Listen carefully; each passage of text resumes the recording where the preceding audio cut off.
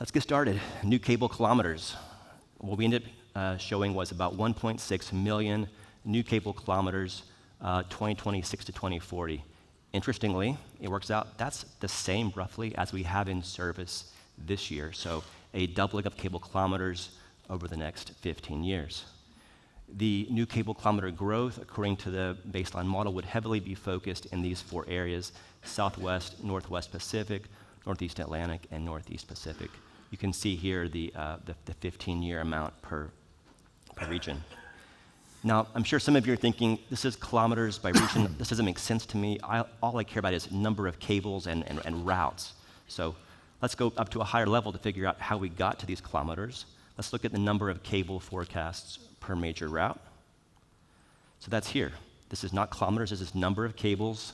You can see the most new cables in this baseline version of the model would be transatlantic, transpacific, and intra-Asia. All of those routes have more than 20 cables during this period. That's more than one cable per year. All right, that's new cables. Let's go into the next part, which is forecasting cable retirements. This is very hard to predict, as you might know. What I've shown here in this chart are some of the recent cable retirements. Sometimes it's happening at 25 years, like CME 3. Sometimes it's before 25, like TAT-14, China, US. So there's a pretty big range here when cables are being taken out of service.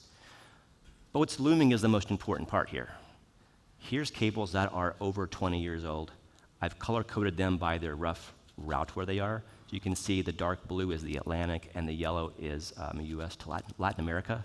There's a lot of cable kilometers in these areas that are really old, right? Some of them are at 25 years already or soon will be.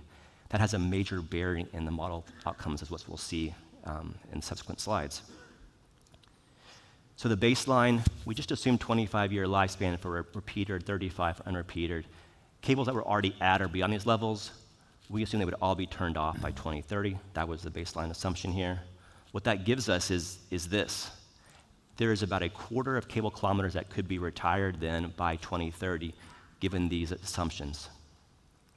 For the 15-year period, that would be 845,000 kilometers. So you might wonder, why is there so much in this first 5-year period and so much less? Well, think about what happened 25, 30 years ago. Telecom boom, right?